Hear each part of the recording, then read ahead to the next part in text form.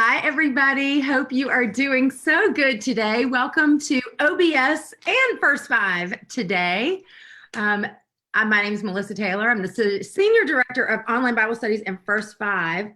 But really what that means is I get to work with a really great team of very smart, bright, amazing, wonderful, creative people.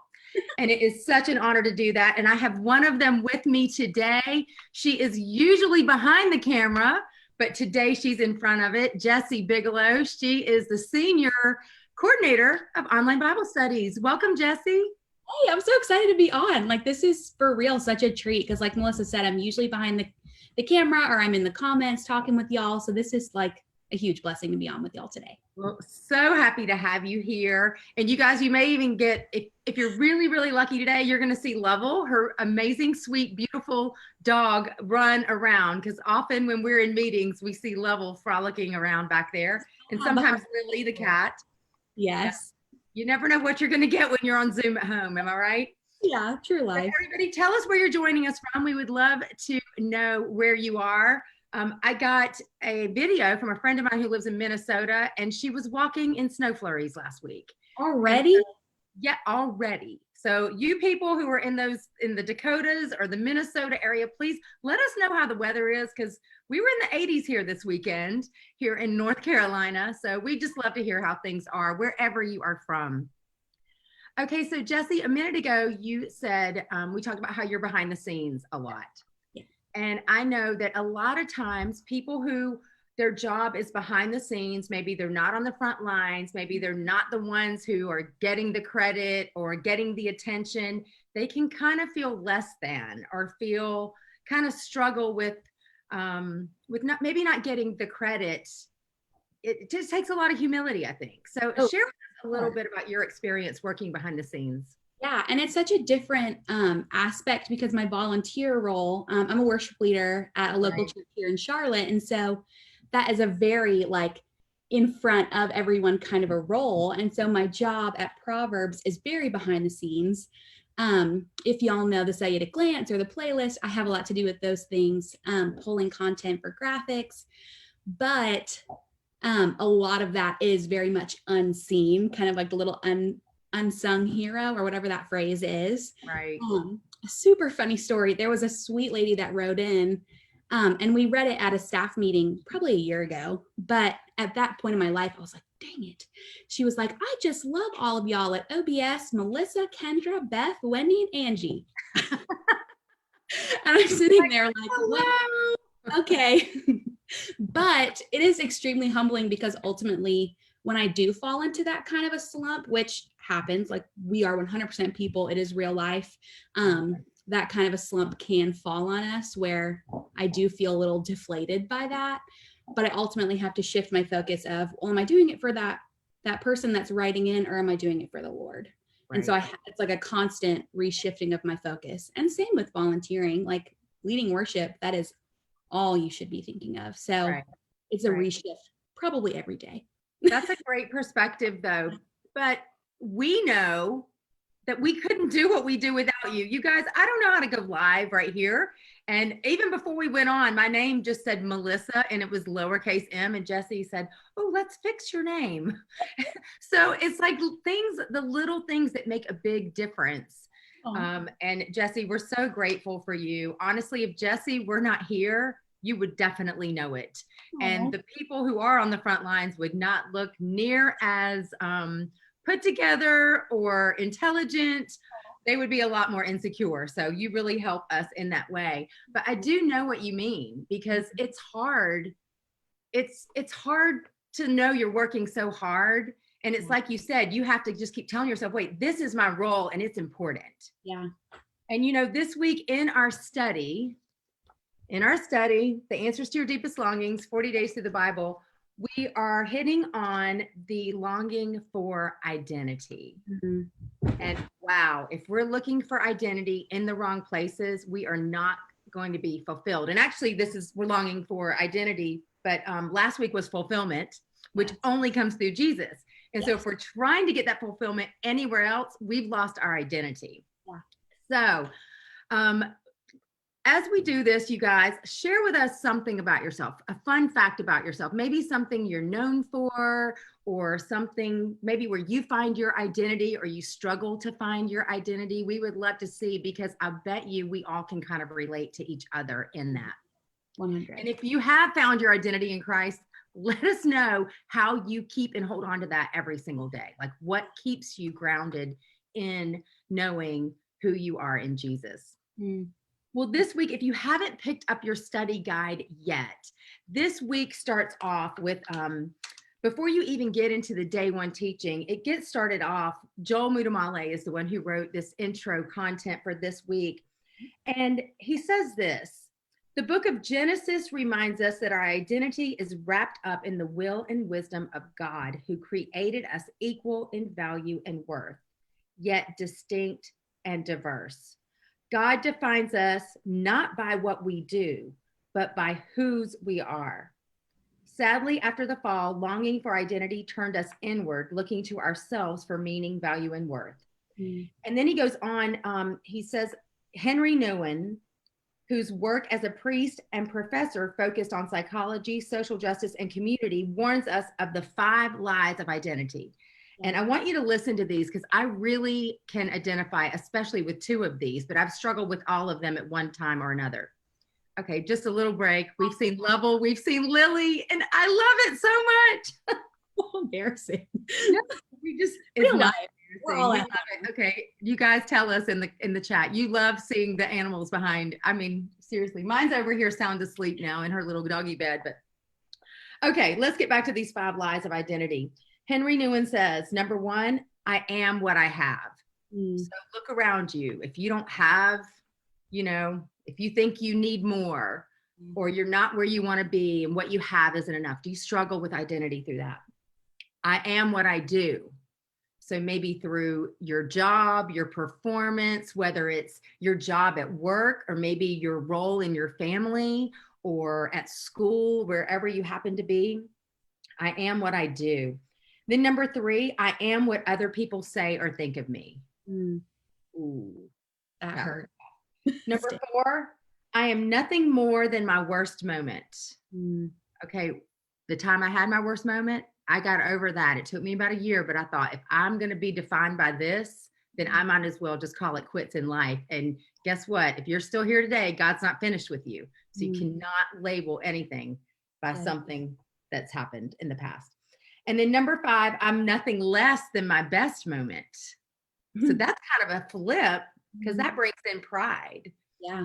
You're thinking your identity is, you've heard about people talk about the glory days back in the day, the high school quarterback, or the awards you won back when, and now here you are, but you're still, oh, I'm the homecoming queen, but you're actually 53 years old, which I was never the homecoming queen, but you know what I mean? So like, we can hold on to things of the past and think I'm nothing less than my best moment.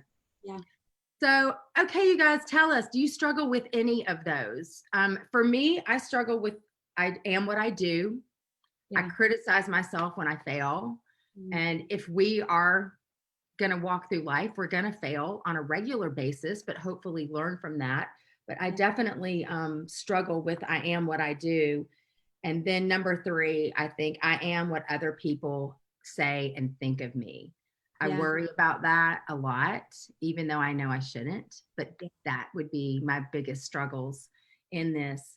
So Jessie, what about you? Do you identify with any of those? Well, first of all, probably all of them, truthfully.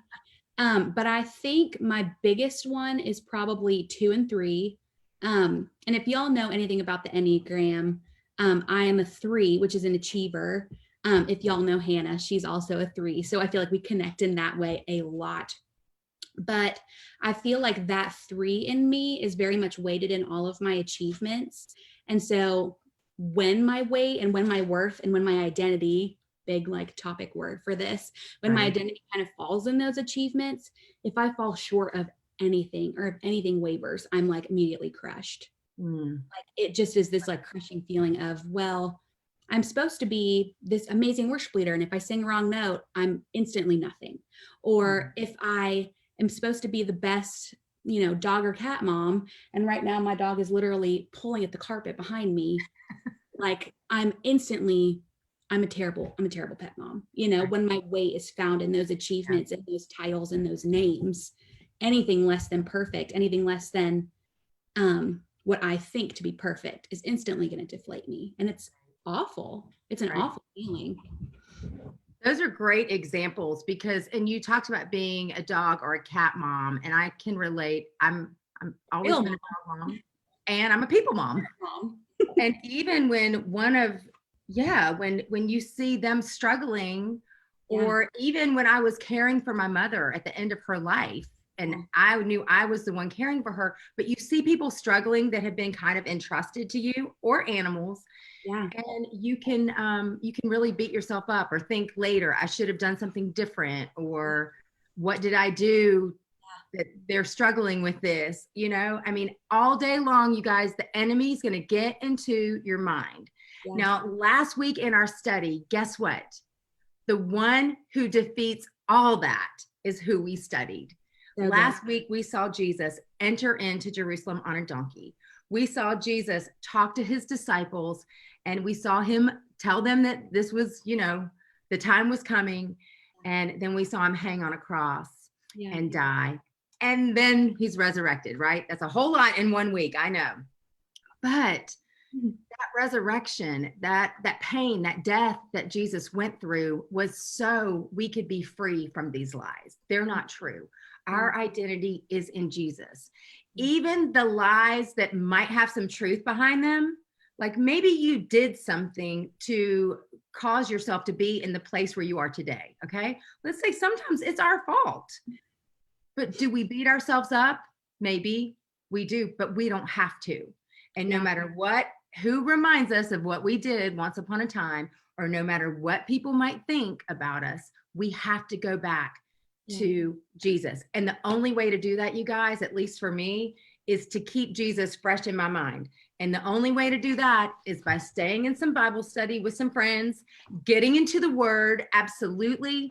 And when I'm not in the Word, when I'm working, like I'll turn on some worship music, because those words of those songs, so often worship music is a repetitive line. You hear the same message over and over. There's a purpose behind that. It's to get it in our heads who we are in Christ. And that victory is his. And so we have to remember that. And you guys, I love this week that we're coming up on, the struggle for identity, or the longing for identity, because we meet 3 people, strong men of God, who struggled too. Okay. We meet Stephen, we meet Saul, who then meets Jesus, and then later his name somewhere along the line is Paul, but Saul and Paul, same people. And we meet Peter. And we've already seen Peter deny Christ. We've seen Peter ask stupid questions maybe, but we can identify, we can relate to Peter, I think. I'm like, thank God Peter's in the Bible, because, because he was a strong man of God. But for each of those lies that we brought up a minute ago, I am what I have, I am what I do, I am what other people think of me, I'm nothing more than my worst moment, I'm nothing less than my best moment. There is a truth for each of those lies. And we find that in the opening section of this week's study, if you have the study guide. But if you don't, I'm going to share them with you right now. So here are the truths to fight each lie. Number 1, if you remember, that lie was, I am what I have. The truth is, my identity is what I have in Christ, salvation and freedom from sin and death. So do not forget that. Your identity is in Jesus. So Number two was, I am what I do. Well, here's the truth to fight that lie. I don't have to worry about doing, because Christ has done all that was needed to be done on the cross. Sometimes my feelings don't feel that, but I have to talk to myself. Boss yourself around. So that's what Lisa Turker says. Boss yourself around. Get into the Word and remember, Jesus did it all for you. Okay, number 3 was, I am what other people say or think of me. Yes. Okay. Well, guess what? I am what God says of me, So not good. what other people say. And that is the only thing that matters. Mhm. Number 4, I'm nothing more than my worst moment. Mm. Well, the truth is, my relationship with God is safe and secure, even in the midst of my very worst moments. So So, good. yeah, right? I mean, so your relationship with God is safe and secure. Do you know what that means? He's not ever going to leave you. Yeah. No matter if you're the worst of the worst of the worst. Yeah. You know, I think in last week's teaching, Barabbas was brought up, and about, you know, how the people freed him and he was a murderer and all of that. But do you know what? Okay, the animals are just awesome I'm back like there. trying to like shift my camera. Golly, guys. No, what a joy. What a joy. But you know, even you look at someone like that, and we don't know what his relationship with God was at all. But we know that even for him, there's freedom. And even Jesus looked to the person on the cross next to him and says, "You're going to be walking with me." You know, the one that died with him. And so just because something has happened or something was done, your relationship with God is safe and secure. And we can't say that about the people in our lives. Nothing. Hope that our relationships are safe and secure. Like we think the one we marry, we think that it's safe and secure. We think with our children, we think with our parents, we think with our friends, but things can happen that are out of our control. Yeah. And that's not guaranteed. Yeah. But our relationship with God is guaranteed. So don't forget that, you guys. And then number 5 was, I'm nothing less than my best moment. Well, you guys, here's what we need to do with those best moments. Rejoice in all that God has done for me in my best moments. Yeah. So don't take the credit, but actually give him the credit for those best moments. So good. Right? Just keeping these kind of reminders in front of you, like think of the one that you genuinely most struggle with and write it down and put it somewhere, or think of a verse that really fulfills that need that the book is saying. So like if y'all know giving keys, like I put a verse on this one. And so it's Psalm 116. And so whenever I'm feeling this, any kind of anxiety or any kind of like overwhelming up and down emotion, I literally think that verse over and over and over. I mean, it's a few verses that I think back to. The Lord is gracious and righteous. Our God is full of compassion. The Lord protects the simple hearted. When I was in great need, he saved me. Be at rest once more, oh my soul, for the Lord has been good to you. I say it over and over and over because I struggle with things just like y'all struggle with things. Right. Like something always comes up every single day that brings some kind of, oh, well, I'm worthless, or, oh, this is really scary. It's bringing me anxiety. You have to focus back on the word because the earth and everything that it provides is fleeting, but Right. the Lord is the only thing that will ever sustain. And so just keeping that in front of you always.